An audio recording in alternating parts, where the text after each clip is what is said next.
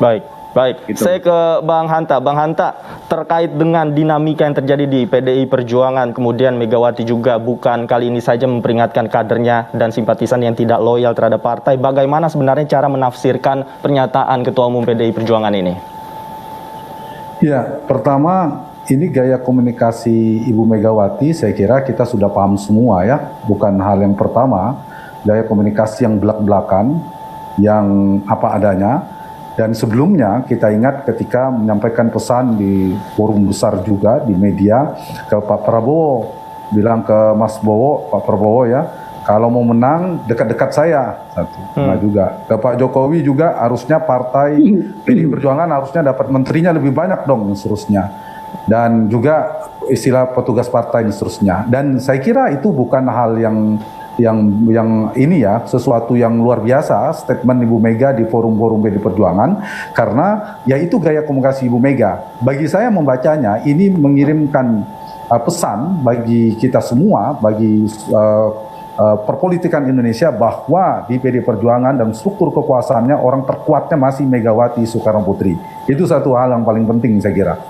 Yang kedua, ini juga bisa dibaca sebagai untuk menyolidkan semua ketua umum partai, semua yang pemimpin partai, veto player partai politik menginginkan partainya solid.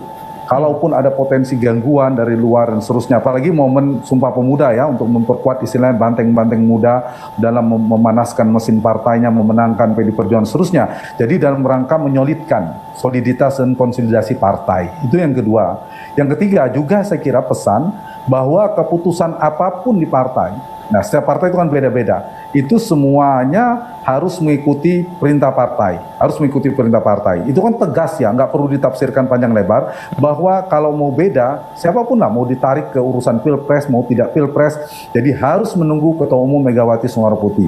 Kira-kira itu pesan yang paling penting yang dikirim oleh Ibu Mega, saya kira tiga hal itu adalah kepada siapapun. Jadi tidak spesifik, kalau mau dikait-kaitkan ya kepada siapapun yang pengen melakukan kebijakan di luar PDI Perjuangan, ya siap-siap silahkan keluar. Ya kalau mau dikait-kaitkan termasuk juga kepada Ganjar Pranowo kah, yang mau jadi gubernur kah, yang mau jadi bupati kah, wali kota kah, presiden, ya harus menunggu kalau mekanisme di PDI Perjuangan adalah keputusan Ketua Umum PDI Perjuangan. Kalau saya ditanya tentang statement Ibu Mega begitu, tapi kalau halnya kaitan dengan pilpres, relasinya antara PDIP dan Ganjar Pranowo, sekarang PDIP realitasnya kan ada dua yang santer disebut capresnya, antara Mas Ganjar Pranowo dan Mbak Puan Maharani. Itu hal yang berbeda saya kira. Tapi kalau mau ditarik, semua bisa berlaku kepada semua soal keputusan apapun. Dan kita tahu di PDI Perjuangan pemutusnya bukan konvensi partai, bukan pengurus partai dalam forum tertentu, tapi kerap disebutkan di PDI Perjuangan ada hak prerogatif Ketua Umum PDI Perjuangan, yaitu Ibu Megawati Soekarno Putri. Jadi itu hal yang berbeda. Tapi kalau mau dikaitkan dengan Pilpres, ya memang hal yang berbeda lagi. Ada dua hal sedang berputar dalam dinamika wacana publik. Memang dua figur itulah. Meskipun dari beberapa politisi perjuangan mengatakan kalau bicara Pilpres banyak nama disebutkan, ada 4 atau 6 saya lupa persisnya, tapi yang real kuatnya secara struktur kekuasaan partai Mbak Puan. Tapi dari sisi opini dan kemudian pergerakan politiknya, elektabilitas dan sebagainya, ada Ganjar Pranowo. Itulah kira-kira saya kira kalau tarikannya, kalau mau dihubungkan dengan statement Ibu Megawati Soekarno Putri. Tapi paling kuat pesannya menurut saya, kebutuhannya adalah ingin menyolidkan partainya. Oke, baik. Bang Hanta, tentu apa yang terjadi di internal PDI Perjuangan ini akan berdampak. Nah, bagaimana kemudian kita membaca dampak elektoral terkait internal PDI Perjuangan ini? Ya, itu ya, kalau melihat dari dampak elektoralnya, hubungan antara PDI Perjuangan dan Ganjar Pranowo ini adalah relasi politiknya simbiosis politik mutualisme. Dia saling menguntungkan. Sekiranya PDI Perjuangan mendukung Ganjar misalnya di ujung, ini sebelum kita ingat sekitar 7 tahun yang lalu atau 8 tahun yang lalu, tahun 2013 menjelang 2014, hal yang sama. Dulu juga ada nama Mbak Puan disebut akan berurusan dengan Prabowo, di sisi yang lain ada nama Jokowi. Tapi kan ternyata Ibu Mega punya keputusan mendukung Pak Jokowi. Nah sekarang kan bisa jadi di luar Mbak Puan, tapi bisa juga ternyata Mbak Puan. Kita tidak tahu karena saya sering mengistilahkan misteri Megawati. Ya kita tunggu saja di sana. Tapi kalau dilihat dari analisa elektoralnya, dari data-data survei kami juga, kalau keduanya ini saling mendukung itu menguntungkan. Kenapa? Basis utama Ganjar Pranowo berdasarkan data survei kalau di cross step itu basis utama Jawa Tengah.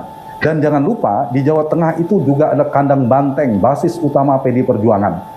Karena itu kalau sama-sama saling mendukung maka suara-suara itu mengkristal semuanya. Pendukung Ganjar akan solid mendukung PD Perjuangan sehingga PD Perjuangan akan mendapatkan berkah kotel efek yang kuat nanti peningkatan yang signifikan. Pun sebaliknya suara-suara yang militan, kader-kader banteng atau simpatisan PD Perjuangan juga akan solid mengkristal mendukung Ganjar Pranowo. Sehingga itulah namanya hubungan simbiosis politik mutualisme, saling menguatkan. Tapi sebaliknya, nah sama, kalau kemudian mereka berpisah, ya sama-sama ada kerugian politik. Ganjar misalnya, kalau tidak didukung PD Perjuangan, saya kira tidak boleh overconfident juga. Ada potensi penggurusan, penurunan suara. Karena ada yang basis PD Perjuangan yang sangat mengikuti Ibu Mega dan partainya, itu tidak mendukung Ganjar. Pun sebaliknya, ada kader-kader atau relawan-relawan, simpatisan yang senang Ganjar, bisa jadi dia tidak memilih PD Perjuangan. Jadi sama-sama dirugikan. Kan? Berpulanglah pada PD Perjuangan akhirnya. Kalau saya ditanya analisanya memang dilema.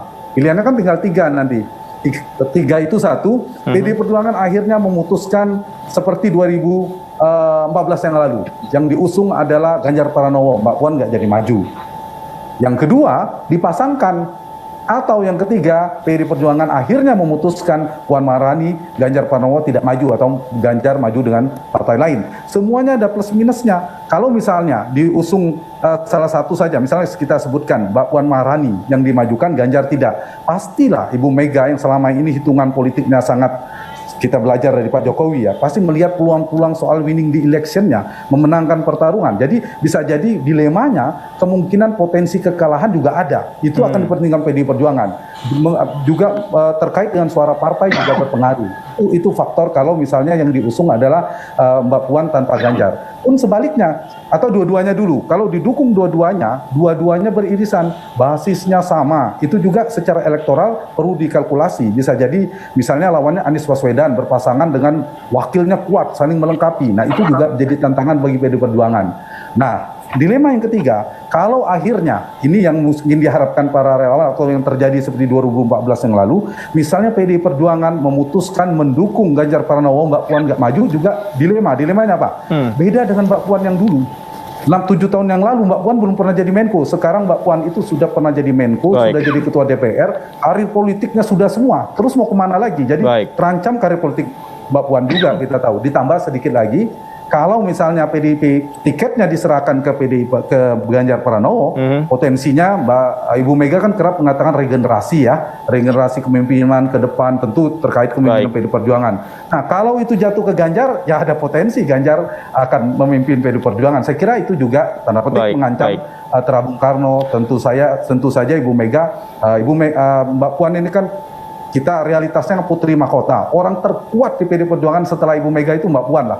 Jadi poin saya dalam struktur kekuasaan di PD Perjuangan Mbak Puan unggul dan kuat. Ganjar mohon maaf bukan siapa-siapa di PD Perjuangan. Tapi sebaliknya dari sisi elektoral dukungan politik realitasnya sementara ya meskipun fluktuatif dinamis nanti bisa berubah, Ganjar lebih tinggi dukungan politiknya ketimbang Mbak Puan. Nah itulah tantangan ya. Saya kira Ibu Mega biasanya tepat mengambil keputusan. Kita nggak tahu, bisa jadi dipasangkan, bisa jadi salah satu. Tapi biasanya Ibu Mega juga tadi seperti Pak Dedi bilang, pasti ada bukan Ibu Mega provinsi sendiri mendengarkan pengurus. Tidak lahir dari ruang-ruang kosong, tentu melalui kajian dan aspirasi dari akar rumput. Bang Hanta Yuda, kita nantikan nanti seperti apa dinamika yang terjadi di internal Partai Demokrasi Indonesia Perjuangan. Terima kasih Bapak-Bapak sudah bergabung bersama kami di iNews Sore. Selamat sore.